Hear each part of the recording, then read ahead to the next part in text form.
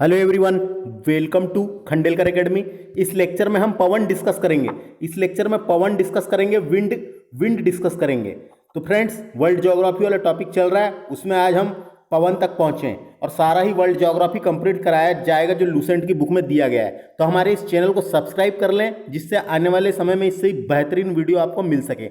यह लेक्चर मेरे द्वारा डिस्कस किया जा रहा है। My name is Vikram Khandelkar, और हमारे इस चैनल को सब्सक्राइब कर लें और कमेंट भी किया करें, जिससे हमें ये लगेगा कि हमारे द्वारा बनाया गया लेक्चर पसंद किया जा रहा है। तो आइए शुरू करते हैं फ्रेंड्स, ज़्यादा देरी ना करते हुए पवन विंड देखते हैं। तो देखिए, पवन पृथ्वी के धरातल पर वायुदाब में क्षैतिज विषमताओं के कारण हवा उच्च वायुदाब क्षेत्र से निम्न वायुदाब क्षेत्र की ओर बहती है। उच्च वायुदाब क्षेत्र से निम्न वायुदाब क्षेत्र की ओर बहती है हवा। कभी भी याद रखना ये क्वेश्चन, उच्च वायुदाब क्षेत्र से निम्न वायुदाब क्षेत्र की ओर बहती है। क्षैतिज रूप में इस गतिशील हवा को पवन कहते हैं। क्षैतिज रूप में, क्षैतिज का मतलब क्या हुआ? हॉरिजेंटल रूप में। हॉरिजेंटल रूप कैसा होता है? ये जैसे ये हॉरिजेंटल हो गया।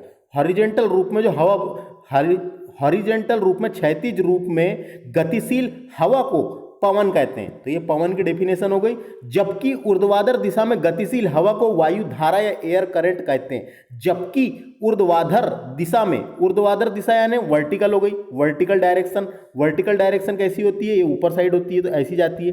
तो क्या कहा गया है कि ऊर्ध्वाधर दिशा में गतिशील हवा, वर्टिकल दिशा में, वर्टिकल डायरेक्शन में गतिशील हवा को वायु धारा या एयर करंट कहते हैं। तो याद रखना है, क्वेश्चन बन सकता है। ऊर्ध्वाधर दिशा में गतिशील हवा को वायु धारा कहते हैं, जबकि क्षैतिज रूप में गतिशील हवा को पवन कहते हैं। तो ये दोनों याद रखना है। यदि पृथ्वी स्थिर होती तो उसका धरातल समतल होता, तो पवन उच्च वायुदाब वाले क्षेत्र से सीधे निम्न वायुदाब वाले क्षेत्र की ओर समदाब रेखा पर समकोण बनाती हुई चलती। परंतु वास्तविक स्थिति ऐसी नहीं है। पृथ्वी अपनी अक्ष पर घूमती है, घूर्णन कर रही है। कैसी घूर्णन कर रही है? वेस्ट टू ईस्ट, पश्चिम से पूरब की ओर घूम रही है। इसका धरातल समतल नहीं है, इसका धरातल भी समतल नहीं है। पवन कई कारणों से प्रभावाधीन अपनी दिशा में परिवर्तन करती हुई चलती है, अपने दिशा में परिवर्तन करती हुई चलती है।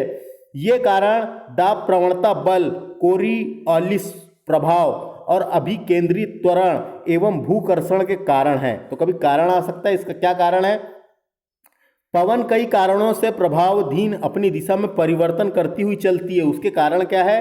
दाब प्रवणता बल, कोरियोलिस प्रभाव, अभिकेंद्रित त्वरण और भूघर्षण, ये इसके प्रमुख कारण है फ्रेंड्स, याद रखना है। तो इसमें से एक प्रभाव इंपॉर्टेंट है, जिसका नाम है कोरियोलिस प्रभाव। कोरियोलिस प्रभाव यानी कोरियोलिस इफेक्ट, ये इंपॉर्टेंट बल है। इसके बारे में अपने को अच्छे से देखना है। यहाँ से डेफिनेटली एक दो क्वेश्चन बन जाते हैं कॉम्पिटिशन एग्जाम में, ज़्यादातर वनडे एग्जामों में।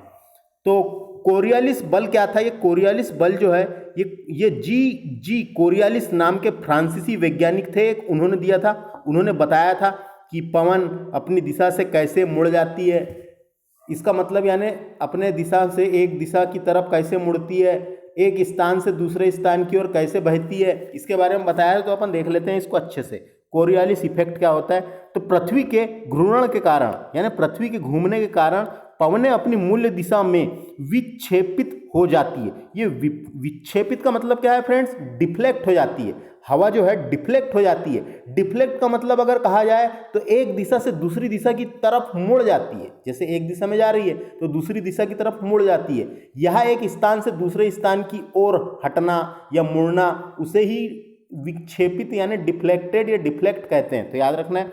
तो क्या कहा गया है? पृथ्वी के घूर्णन के कारण अपनी मूल दिशा में विक्षेपित हो जाती है। इसे कोरियोलिस बल कहते हैं। तो इसे ही कोरियोलिस बल कहते हैं। बहुत ही शानदार और आसान डेफिनेशन है, जो आप समझ सकते हैं।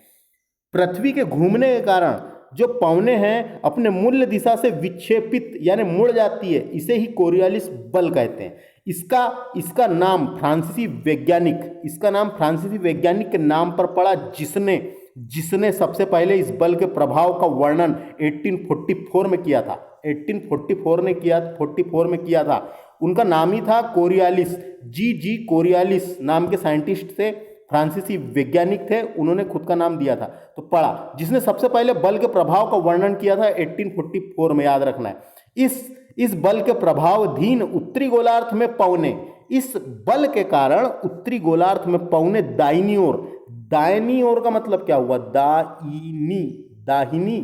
दाहिनी ओर का मतलब दायां हाथ, आपने सुना होगा, आपका दायां हाथ यानी राइट साइड मुड़ जाती है। तो क्वेश्चन आ सकता है उत्तरी गोलार्ध में किधर मुड़ती है, राइट साइड, जबकि तथा दक्षिणी गोलार्ध में अपनी बाईं ओर मुड़ जाती है। तो याद रखना ये दक्षिणी गोलार्ध में बायां यानी बायां हाथ का खेल बोलते थे अपन, यानी लेफ्ट साइड मुड़ जाती है, ऐसे याद रखना है। तो उत्तरी गोलार्ध में दाहिने साइड और दक्षिणी गोलार्ध में बाईं ओर मुड़ जाती है। तो ये आपको समझ में आ गया होगा। तो ये वाला प्रभाव किसने दिया था, फ्रांसीसी वैज्ञानिक ने, याद रखना है। इसके विक्षेप को फेरल नामक वैज्ञानिक ने सिद्ध किया। तो कभी क्वेश्चन आ सकता है कोरियालिस बल को किसने सिद्ध किया, तो फेरल नामक वैज्ञानिक ने सिद्ध किया, ये याद रखना है। इस फेरल नामक वैज्ञानिक ने सिद्ध किया, जिसे फेरल का नियम भी कहा जाता है। फेरल का नियम किससे संबंधित है, डायरेक्ट क्वेश्चन पूछा जा सकता है, तो पवनों की दिशा से संबंधित है फेरल का नियम। फेरल नाम के वैज्ञानिक ने इसे सिद्ध किया था, कोरियालिस बल को। तो याद रखना है, दिया था किसने, कोरियालिस नाम के वैज्ञानिक ने, और सिद्ध किया था फेरल नाम के वैज्ञानिक ने, जिसे फेरल का नियम के नाम से भी जाना जाता है। फेरल का नियम पवनों की दिशा से संबंधित है। इसे बाइज बेलेट नियम द्वारा भी समझा जा सकता है। इस नियम के अनुसार यदि कोई व्यक्ति उत्तरी गोलार्ध में पवन की ओर पीठ करके खड़ा हो, तो उच्च दाब उसके दाईं ओर तथा निम्न दाब उसके बाईं ओर होगा, जबकि दक्षिणी गोलार्ध में इसके ठीक विपरीत होगा। कोरियालिस बल अक्षांशों के कोण के सीधा समानुपात में बढ़ता है। यह ध्रुवों पर सर्वाधिक होता है फ्रेंड्स। कोरियालिस बल जो है यह ध्रुवों पर सर्वाधिक एवं विषुवतीय वृत्त यानी भूमध्य रेखा पर अनुपस्थित होता है। तो याद रखना है, कोरियालिस बल भूमध्य रेखा पर अनुपस्थित होता है यानी शून्य होता है, यानी ध्रुवों पर पवनों की दिशा में अधिक विक्षेप और विषुवतीय रेखा पर पवनों की दिशा में कोई विक्षेप नहीं होता। तो ये याद रखना है, आपको समझने वाली बात है। कोरियालिस बल द्राव प्रवणता को समकोण पर कार्य करता है। कोरियालिस बल दाब प्रवणता के समकोण पर कार्य करता है। दाब प्रवणता बल समदाब रेखा के समकोण पर होता है। जितनी दाब प्रवणता अधिक होगी, पवनों का वेग उतना ही अधिक होगा और पवनों की दिशा उतनी ही अधिक विक्षेपित होगी। इन दोनों बलों के एक दूसरे के समकोण होने के कारण निम्न दाब क्षेत्र में पवनें उसके इर्द गिर्द बहती है। देखिए, निम्न दाब वाले क्षेत्र में पवनें उनके इर्द गिर्द बहती है। विषुवतीय वृत्त पर कोरियालिस बल शून्य होता है, ये याद रखना है। विषुवतीय वृत्त यानी जो भूमध्य रेखा है, भूमध्य रेखा पर कोरियालिस बल शून्य होता है और पवनें समदाब रेखा से समकोण पर बहती है। अतः निम्न दाब क्षेत्र और अधिक गहन होने के बजाय पूरित हो जाती है। यही कारण है कि विषुवतीय वृत्त के निकट उष्णकटिबंधीय चक्रवात नहीं बनते।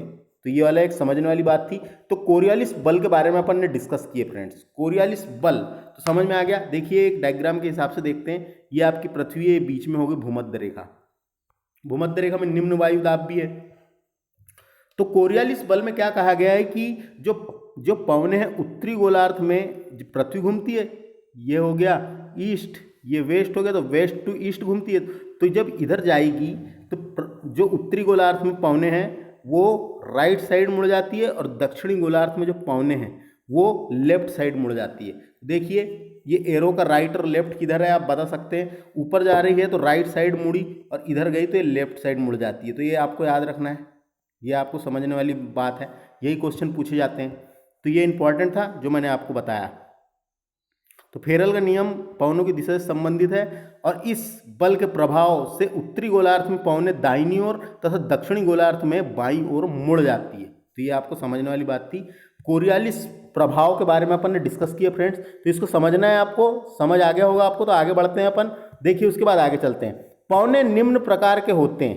पवनें जो हैं निम्न प्रकार के होते हैं। एक होती प्रचलित पवन, एक प्रचलित पवन होती है फ्रेंड्स, एक प्रचलित पवन होती है। दूसरी एक मौसमी पवन होती है जो मौसम के हिसाब से रहती है। तो एक प्रचलित पवन, मौसमी पवन और स्थानीय पवन जो एक ही स्थान पर रहती है उसे स्थानीय पवन कहते हैं। तो पवनें निम्न प्रकार की होती है, जिसमें से एक प्रचलित पवन डिस्कस करेंगे, मौसमी पवन डिस्कस करेंगे और स्थानीय पवन डिस्कस करेंगे। सबसे पहले बात करते हैं अपन प्रचलित पवन की। तो प्रचलित पवन क्या है? पृथ्वी के विस्तृत क्षेत्र पर एक ही दिशा में वर्ष भर चलने वाली पवन को प्रचलित पवन कहते हैं। डायरेक्ट क्वेश्चन आएगा। पृथ्वी के विस्तृत क्षेत्र पर एक ही दिशा पर वर्ष भर चलने वाले पवन को प्रचलित पवन या स्थायी पवन, देखिए स्थायी है ना, ये साल भर एक ही दिशा में चल रही है, तो स्थायी पवन, इसका एक और नाम मिल जाता है सनातनी पवन। तो ये तीन नाम याद रख लीजिए, प्रचलित पवन, स्थायी और सनातनी पवन। ये पृथ्वी के विस्तृत क्षेत्र पर एक ही दिशा में वर्ष भर चलने वाली पवन है। स्थायी पवन एक वायु भार कटिबंध से दूसरे वायु भार कटिबंध की ओर नियमित रूप से चलती है। यह इंपॉर्टेंट है। स्थायी पवनें एक वायु भार कटिबंध से दूसरे वायु भार कटिबंध की ओर नियमित रूप से चलती है। इसके उदाहरण क्या है, पछुआ पवन, व्यापारिक पवन और ध्रुवी पवन। ये तीनों इंपॉर्टेंट है। एक होती है पछुआ पवन, व्यापारिक पवन और ध्रुवी पवन। तो ये क्वेश्चन डायरेक्ट आते रहते हैं कि प्रचलित पवन के उदाहरण कौन से हैं, तो पछुआ पवन, व्यापारिक पवन और ध्रुवी पवन किसके उदाहरण है, तो ये है प्रचलित पवन के। तो ये आपको याद रखना है, क्वेश्चन आते रहते हैं। अब इनको अपन अच्छे से डिस्कस कर लेते हैं कि पछुआ पवनें क्या है। पछुआ पवनें क्या है, तो पछुआ पवनें जो है दोनों गोलार्ध में उपोष्ण कटिबंधीय क्षेत्र यानी उच्च वायुदाब वाला क्षेत्र, दोनों गोलार्ध में उपोष्ण उच्च वायुदाब कटिबंध से उपध्रुवी निम्न वायुदाब कटिबंध की ओर चलने वाली स्थायी हवा होती है। इसकी पश्चिमी दिशा के कारण इसका नाम पछुआ पवन कहते हैं। तो याद रखना है, ये सदा पश्चिमी दिशा में बहती है, इसकी पश्चिमी दिशा के कारण इसे पछुआ, पा से पश्चिम, पा से पछुआ हवा कहा जाता है। पछुआ पवन का सर्वश्रेष्ठ विकास 40 डिग्री अक्षांश से 65 डिग्री दक्षिणी अक्षांश के मध्य पाया जाता है। यहाँ के इन अक्षांशों को, यहाँ पे देखिए, यहाँ पे ये दक्षिण की बात हो रही है, 40 से 65 दक्षिणी, और यहाँ पे इन अक्षांशों को गरजता चालीसा, ये देखिए जो गरजदा चालीसा है, ये 40 डिग्री अक्षांश पे चलने वाली हवाएं हैं। तो चा से 40 और चा से 40 याद रखना है। तो गजरता चालीसा 40 डिग्री में चलती है। प्रचंड पचासा 50 डिग्री अक्षांश में चलने वाली हवाएं हैं। तो ये क्वेश्चन आ सकते हैं, इसलिए बोल रहा हूं मैं आपको। तथा चीखथा साठा, ये 60 डिग्री दक्षिणी अक्षांश में चलने वाली हवाएं हैं तो कहा जाता है। तो गरजता चालीसा पूछेगा तो 40 डिग्री, प्रचंड पचासा, 50 और 50 याद रखना है, और चीखथा साठा से 60 डिग्री अक्षांश में चलने वाली हवाएं हैं। ये सभी नाम नाविकों ने इन्हें दिए हैं, नाविकों के दिए हुए हैं। तो नाविकों के दिए हुए हैं, नाविक वहाँ पे जो नाविक घूमते थे उन्होंने इन्हें का नाम दिया हुआ है। तो यहाँ से एग्जाम्पल के तौर पर क्वेश्चन पूछे जाते हैं, जैसे गजरता चालीसा, प्रचंड पचासा और चीखता साठा, ये किसके उदाहरण हैं, तो ये पछुआ पवन के उदाहरण हैं। तो याद रखना है, पछुआ पवन है ये, तो याद रखना है, यहाँ से क्वेश्चन पूछे जाते हैं। तो आपको समझ में आ गया होगा पछुआ पवन क्या है। दोनों गोलार्ध में उपोष्ण उच्च वायुदाब कटिबंध से उपध्रुवी निम्न वायु कटिबंध की ओर चलने वाली स्थायी हवा को, जो पश्चिम दिशा में बहती है, याद रखना है, ये पछुआ हवाएं पश्चिम दिशा में बहती है। तो पछुआ से इतना ही। अब बात करते हैं अपन व्यापारिक हवाएं की। व्यापारिक हवाएं क्या होती है देख लीजिए। तो लगभग 30 डिग्री उत्तरी और दक्षिणी अक्षांश के क्षेत्र या उपोष्ण उच्च वायुदाब कटिबंध से भूमध्य रेखा निम्न वायुदाब कटिबंध की ओर। तो देखिए व्यापारिक हवाएं कहां से चालू हो रही है, 30 डिग्री उत्तरी एवं दक्षिणी अक्षांश में उपोष्ण से भूमध्य रेखा की ओर, है ना, की ओर दोनों गोलार्ध में वर्ष भर निरंतर प्रवाहित होने वाली पवनों को व्यापारिक पवन कहते हैं। कोरियालिस बल और फेरल ने नियम के कारण उत्तरी गोलार्ध में अपनी दाईं ओर तथा दक्षिणी गोलार्ध में अपनी बाईं ओर विक्षेपित हो जाती है, यानी मुड़ जाती है। तो ये याद रखना है फ्रेंड्स, किस बल के कारण मुड़ती है, कोरियालिस बल और फेरल के नियम के कारण उत्तरी गोलार्ध में दाईं और तथा दक्षिणी गोलार्ध में बाईं ओर, है ना, तो उत्तर में राइट साइड और दक्षिण में लेफ्ट साइड। तो ये याद रखना है। तो व्यापारिक हवाएं आपको समझ में आ गई। व्यापारिक हवाएं कहां से कहां तक चलती है, तो देखिए जो 30 डिग्री वाला क्षेत्र है, 30 डिग्री वाले क्षेत्र से भूमध्य रेखा की ओर चलने वाली व्यापारिक हवाएं हैं, है ना। तो ये आपको याद रखना है फ्रेंड्स। उसके बाद व्यापारिक हवाएं के बाद आगे चलते हैं अपन ध्रुवी, तो ध्रुवी हवाएं कहाँ चलेगी, ध्रुवी पवनें ध्रुव वाले क्षेत्र में चलेगी। तो ध्रुवी उच्च वायु दाब, तो ध्रुव वाले जो क्षेत्र है वहाँ पे उच्च वायु दाब होता है, तो ठंडा इलाका होता है, तापमान कम होता है। जहाँ तापमान कम होगा वहाँ दाब ज़्यादा होगा, ये आपने सुना होगा, और जहाँ दाब ज़्यादा होगा वहाँ तापमान कम होगा। तो यह दाब ज़्यादा है, तापमान कम है। तो ध्रुवी उच्च वायुदाब की पेटिया से उपध्रुवी निम्न वायुदाब की पेटियों की ओर प्रवाहित पवनों को ध्रुवी पवन के नाम से जाना जाता है। उत्तरी गोलार्ध में इसकी दिशा उत्तर पूर्व और दक्षिण पश्चिम की ओर तथा दक्षिण गोलार्ध में इसकी दिशा दक्षिण पूर्व उत्तर पश्चिम की ओर होती है। तो ये समझने वाली बात है, कहाँ से चलती है ध्रुवी हवाएं, ये उच्च वायुदाब की पेटियों से उपध्रुवी निम्न वायुदाब की पेटियों की ओर चलती है। तो ये समझ में आ गया होगा आपको। तो ये समझ में आ गया, तीन प्रकार की प्रचलित पवन देखे थे अपन ने, तीन प्रकार की, पछुआ, व्यापारिक और ध्रुवी।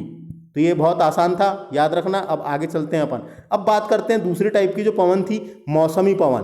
तो मौसमी पवन नाम से स्पष्ट है कि मौसम या समय में परिवर्तन के साथ जिन पवनों की दिशा बदल जाती है उन्हें मौसमी पवन कहा जाता है। जैसे कि मानसूनी पवनें, जो मानसून आता है उसके साथ जो हवा चलती है मानसूनी पवनें, ये स्थल समीर, स्थल में भी हवाएं चलती है, तो स्थल समीर और समुद्री समीर, तो समुद्र में भी हवाएं चलती है जो तट की ओर आती है, तो समुद्री समीर। ये तीन किसके उदाहरण है फ्रेंड्स, ये मौसमी पवन के उदाहरण है। तो मौसम या समय के परिवर्तन के साथ साथ जिन पवनों की दिशा बदल जाती है उन्हें मौसमी पवन कहा जाता है। जैसे मानसूनी हवाएं, स्थली समीर और समुद्री समीर। तो ये याद रखना है। अब स्थल और समुद्री समीर को यहाँ डिस्कस किया गया है, तो उसको भी डिस्कस कर लेते हैं अपन। तो देखिए, स्थल और समुद्र समीर दिया हुआ है, तो इसको भी डिस्कस कर लेते हैं। उष्मा के अवशोषण तथा स्थानांतरण से स्थल व समुद्र में विभिन्नता पाई जाती है। तो विभिन्नता पाई जाती है किसके कारण, उष्मा के अवशोषण तथा स्थानांतरण में स्थल और समुद्र में विभिन्नता पाई जाती है। दिन के दौरान स्थल भाग समुद्र की अपेक्षा अधिक गर्म हो जाता है। तो दिन के दौरान स्थली जो भाग होता है, जो स्थल वाला भाग होता है, वो समुद्र की अपेक्षा अधिक गर्म हो जाता है और ठंडा भी उतनी जल्दी होता है। अतः स्थल पर हवाएं ऊपर उठती है और निम्न वायु दाब क्षेत्र बनाती है, जबकि समुद्र अपेक्षाकृत ठंडे रहते हैं और इन पर उच्च वायुदाब बना रहता है। इसे समुद्र से स्थल की ओर दाब प्रवणता उत्पन्न होती है। तो इससे जो है समुद्र से स्थल की ओर दाब प्रवणता उत्पन्न होती है और पवनें समुद्र से स्थल की तरफ चलती है, और पवनें जो है समुद्र से स्थल की तरफ चलती है उसे समुद्र समीर रूप में प्रभावित होती है। तो समझ में आ गया आपको, समुद्र से स्थल की तरफ जो चलती है उसे समुद्र समीर कहते हैं, और ये दिन में चलती है, याद रखना है। जबकि रात्रि में इसके एकदम विपरीत प्रतिक्रिया होती है। स्थल समुद्र की अपेक्षा, यानी आगे देखिए, रात्रि में इसके एकदम विपरीत प्रतिक्रिया होती है। स्थल समुद्र की अपेक्षा जल्दी ठंडा हो जाता है। स्थल समुद्र की अपेक्षा जल्दी ठंडा हो जाता है, मैंने ही बताया था। दाब प्रवणता स्थल से समुद्र की तरफ होने पर स्थल समीर प्रवाहित होती है। तो ये समझ में आ गया होगा, दाब प्रवणता स्थल से समुद्र की तरफ होने पर स्थल समीर प्रभावित होती है। तो आपको समझ में आ जाएगा, स्थल से समुद्र की ओर जो जाएगी वैसा रात में होता है, उसे स्थल समीर कहते हैं। तो ये आपको समझ में आ गया होगा, स्थल समीर और समुद्र समीर। समुद्र समीर जो है समुद्र से स्थल की ओर दिन में चलती है, उसे समुद्र समीर, और रात्रि में स्थल से समुद्र की तरफ जो है वो स्थल समीर कहते हैं। तो ये आपको समझ में आ गया होगा फ्रेंड्स, ये इसको आपको समझना है। अब आगे चलते हैं। अब बात करते हैं अपन स्थानीय पवन की। स्थानीय पवन से क्वेश्चन आ जाते हैं। स्थानीय पवन और प्रमुख गर्म स्थानीय पवन दिए हुए हैं यहाँ पे। ये जितने भी दिए हुए हैं फ्रेंड्स, ये गर्म और शुष्क है। गर्म और शुष्क है, तो ये पूरी मैं आपको डिस्कस करूंगा, तो इसको वीडियो को अच्छे से देखना है। सबसे पहले बात करते हैं अपन स्थानीय पवन की। तो स्थानीय पवन एक स्थान पे चलती है, इसलिए उसका नाम क्या है, स्थानीय पवन। तो सबसे पहले बात करते हैं चिनूक की। तो चिनूक नाम आपने सुना होगा, ये पूछे जाते हैं। ये संयुक्त राज्य अमेरिका और कनाडा के रॉकीज पर्वत श्रेणी के पूर्व ढलान के साथ साथ चलने वाली गर्म और शुष्क हवा है। तो ये जितनी भी हवा डिस्कस कर रहे हैं अपन, ये सब गर्म एवं शुष्क दोनों है। तो याद रखना है, क्वेश्चन आते हैं गर्म है कि ठंडी है, कैसी है, तो याद रखना है गर्म एवं शुष्क है। चिनूक कहाँ चलती है, संयुक्त राज्य अमेरिका में चलती है, और कनाडा में जो रॉकीज पर्वत है, उत्तर अमेरिका में रॉकीज पर्वतों के ढलान पूर्वी ढाल के साथ साथ चलने वाली गर्म एवं शुष्क हवा है। यह पवन राकी पर्वत के पूर्व में पशुपालकों के लिए एक बड़ा ही लाभदायक है। वहाँ के जो पशुपालक है उनके लिए बड़ी ही लाभदायक है ये हवाएं, क्योंकि शीतल की अधिकांश अवधि में यह बर्फ को पिघलाकर चारागाहों को बर्फ से मुक्त रखती है। तो ये इंपॉर्टेंट है, क्यों उपयोगी करके आ सकता है क्वेश्चन। तो चारागाहों को बर्फ से मुक्त रखती है, तो वहाँ के पशुपालकों के लिए बड़ा ही लाभदायक है ये, तो ये याद रखना है। वहाँ के जो पशुपालक है उनके लिए बहुत ही लाभदायक है। और इसे ही हिमभक्षी के नाम से भी जाना जाता है। कभी क्वेश्चन आ सकता है, चिनुक को किसके नाम से जाना जाता है? हिमभक्षी के नाम से जाना जाता है। उत्तरी कहाँ पर? उत्तर अमेरिका में। समझ में आ गया आपको? चिनुक डायरेक्ट पूछा जाएगा। अब बात करते हैं फान की। फान जो है ये आल्पस पर्वत के उत्तरी ढाल से नीचे उतरने वाली गर्म एवं शुष्क हवा है। तो मैंने बात किया आपको, क्या अपन गर्म ही गर्म डिस्कस कर रहे हैं, तो गर्म एवं शुष्क हवा याद रखना है। ये आल्पस पर्वत में चलती है। इसका सर्वाधिक प्रभाव स्विट्जरलैंड में होता है। इसके प्रभाव से ही बर्फ पिघल जाती है और पशु चारकों के लिए चारागाह मिल जाता है। तो यहाँ पे भी पशु चारकों के लिए चारागाह मिल जाता है। इसके प्रभाव से अंगूर जल्दी पक जाते हैं। क्वेश्चन कभी आ सकता है, किसके प्रभाव से अंगूर पक जाते हैं? फान जो हवाएं हैं, स्थानीय पवन है, फान पवन कहाँ पे चलती है? आ सकता है आल्पस पर्वत पर। तो ये याद रखना है फ्रेंड्स, स्विट्जरलैंड में चलती फान। तो ये डायरेक्ट पूछे जाते हैं, आपको याद रखना पड़ेगा। चिनुक कहाँ? संयुक्त राज्य अमेरिका, फान स्विट्जरलैंड। उसके बाद बात करते हैं अपन हरमंटन जो है यह सहारा रेगिस्तान से उत्तर पूर्व दिशा में चलने वाली गर्म एवं शुष्क हवा है। तो यहाँ पे भी गर्म और शुष्क है। ये सहारा रेगिस्तान में चलती है, याद रखना है हरमंटन। यह पवन सहारा से गिनी तट की ओर बहती है। गिनी तट आएगा, गिनी की खाड़ी पढ़े थे अपन ने, गिनी तट की ओर बहती है। और वहाँ गिनी के तट पर इसे डॉक्टर हवा कहा जाता है। बहुत ही लाभदायक होती है वहाँ के लोगों के लिए और वहाँ के मौसम के लिए और वहाँ की जलवायु के लिए, इसीलिए इसे गिनी पर इसे डॉक्टर हवा कहा जाता है। क्वेश्चन आ सकता है, हरमंटन को क्या कहा जाता है? डॉक्टर हवा। कहाँ पे? गिनी के तट पे। तो याद रखना है। उसके बाद बात करते हैं अपन आगे सिराको। यह सहारा मरुस्थल में भूमध्य रेखा की ओर बहने वाली धूल से लदी गर्म हवा है। तो गर्म तो है ही, लेकिन धूल से लदी गर्म हवा है। जब यह भूमध्य सागर पार करती है तो अर्ध हो जाती है और इटली पहुंच जाती है। इसके अन्य स्थानीय नाम भी है, जैसे खामसीन मिस्र में बोलते हैं, गीबीली लीबिया में बोलते हैं, चिली में इसे ट्यूनीसिया में चिली बोलते हैं, इसे ट्यूनीसिया में, लेस्ट कहते हैं मैड्रिड में, और ये सिराको इटली में कहते हैं, और लेबेग बोलते हैं स्पेन में। और याद रखना है फ्रेंड्स, ये जो है रक्त वर्षा भी कराती है। ये इटली में रक्त वर्षा भी कराती है। तो कभी क्वेश्चन आ सकता है, रक्त वर्षा कौन सी कराती करके? इटली में रक्त वर्षा कराती है सिराको। तो ये याद रखना है आपको। सहारा मरुस्थल में भूमध्य रेखा की ओर बहने वाली धूल से लदी गर्म हवा है। उसके बाद आगे बात करते हैं सीमुम। यह अरब रेगिस्तान में चलने वाली गर्म एवं शुष्क हवा है। तो ये अरब रेगिस्तान में चलती है, याद रखना है। अरब का जो रेगिस्तान है वहां चलती है सीमुम। तो ये भी पूछा जा सकता है। उसके बाद है ब्रेक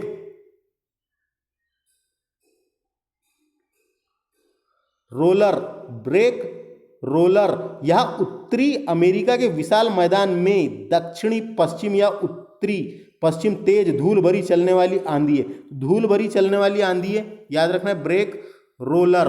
यह आ सकता है डायरेक्ट, धूल भरी चलने वाली आंधी है। उसके बाद आगे बात करते हैं अपन ब्रिक फिल्डर। बहुत आसान है, ब्रिक फिल्डर जो लोग हैं ऑस्ट्रेलिया में, तो ब्रिक फिल्डर या ऑस्ट्रेलिया के विक्टोरिया प्रांत में चलने वाली गर्म एवं शुष्क हवा है।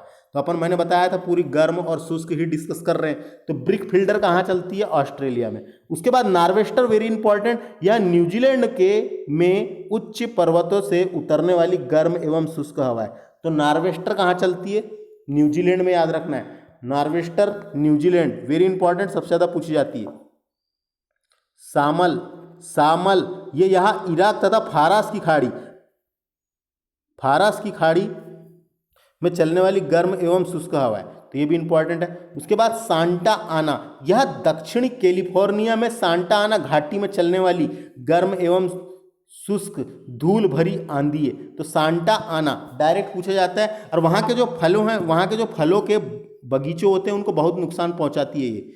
वहाँ के जो कैलिफोर्निया में फलों के बगीचे होते हैं उनको बहुत नुकसान पहुँचाती है ये सांता आना। तो ये आ सकता है, याद रखना है। उसके बाद आगे चलते हैं अपन। क्योमबेंग, क्योमबेंग यह जावा इंडोनेशिया में बहने वाली गर्म हवा है।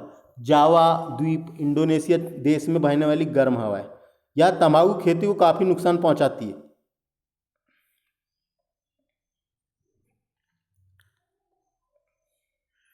वहाँ तंबाकू की खेती होती है, उसे काफ़ी नुकसान पहुंचाती है क्योमबेंग, याद रखना है।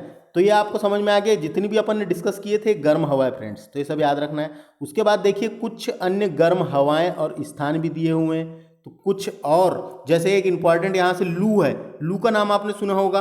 ये उत्तरी भारत में चलती है गर्म हवा, एक प्रकार की उत्तरी भारत में चलती है, पाकिस्तान में चलती है गर्मियों के मौसम में।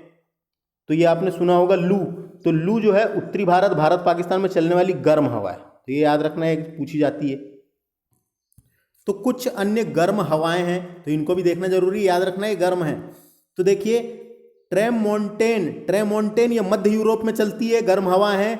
आयला फ्रांस में, इंपॉर्टेंट है। वर्गस दक्षिण अफ्रीका में चलने वाली गर्म हवाएं हैं। सुखोवे रूस और कजाकिस्तान में चलती है ये। और उसके बाद है बागयो फिलीपींस द्वीप समूह में चलने वाली बागयो। उसके बाद है गरीच ये दक्षिण पूर्वी ईरान में। और लू तो मैंने बता दिया आपको, उत्तर भारत पाकिस्तान आ सकता है। उसके बाद देखिए सोलेनो ये दक्षिण पूर्वी स्पेन में चलती है, सोलेनो। और सामुन ये ईरान में चलती है फ्रेंड्स। ये गर्म हवा थी, याद रखना है। जिसमें से यहाँ पे इंपॉर्टेंट ये लू ही है, लू वाली परीक्षा में आ सकती है। उसके बाद एक और ये चार्ट छूट गया था, इसे भी देखते हैं। स्थानीय शीतल पवने, तो ये शीतल हवा है फ्रेंड्स, ये ठंडी हवा है, याद रखना है, ठंडी हवा है। नाम देके पूछा जा सकता है, जिसमें से मैं सबसे पहले आपको इंपॉर्टेंट बताता हूँ, फिर पूरी डिस्कस करेंगे। सबसे पहले बात करते हैं विली वाव इंपॉर्टेंट है, ठंडी है, अलास्का क्षेत्र में चलती है। अलास्का अपन ने पढ़े थे उत्तर अमेरिका महाद्वीप में, अलास्का। तो विली वाव अलास्का और विली ये ऑस्ट्रेलिया, ये दोनों याद रखना है। विली वाव पूछेगा तो अलास्का, और विली ऑस्ट्रेलिया, दो इंपॉर्टेंट है। उसके बाद बोरा इंपॉर्टेंट है, बोरा। ये बोरा परीक्षा में आ सकती है, किस प्रकार की, ठंडी है कि गर्म है, तो याद रखना है शीतल हवाएं, ठंडी है। बोरा जो है ये एड्रियाटिक तट पे चलती है, एड्रियाटिक तट पे चलती है, याद रखना है। उसके बाद है, ये भी इंपॉर्टेंट है, मिस्ट्रल स्पेन और फ्रांस में चलने वाली शीतल हवाएं हैं, स्थानीय शीतल हवाएं हैं। मिस्ट्रल इंपॉर्टेंट है। मिस्ट्रल के बाद देखा जाए तो एक ये इंपॉर्टेंट है, पैम्पीरो अर्जेंटीना में चलने वाली स्थानीय शीतल हवाएं हैं, पैम्पीरो। तो कौन सी इंपॉर्टेंट है, विली इंपॉर्टेंट है, बोरा इंपॉर्टेंट है, पूछी जाती है। मिस्ट्रल इंपॉर्टेंट है, मिस्ट्रल के बाद पैम्पीरो अर्जेंटीना इंपॉर्टेंट है। ये सब ठंडी हैं, याद रखना है। अब पूरी डिस्कस कर लेते हैं एक बार। विली वाव अलास्का में चलती है, बोरा जो है, बोरा एड्रियाटिक तट, और मिस्ट्रल ये स्पेन और फ्रांस। बुरान जो है रूस में चलने वाली स्थानीय शीतल हवाएं हैं। बाइज जो है ये दक्षिणी फ्रांस। पैम्पीरो इंपॉर्टेंट है, अर्जेंटीना। फ्रियाजेम ये ब्राजील में चलती है। नार्दर जो है ये संयुक्त राज्य अमेरिका, और नार्टी संयुक्त राज्य अमेरिका, दो इंपॉर्टेंट है, नार्दर और नार्टी। उसके बाद है पोनेटी ये दक्षिण अफ्रीका में चलने वाली है।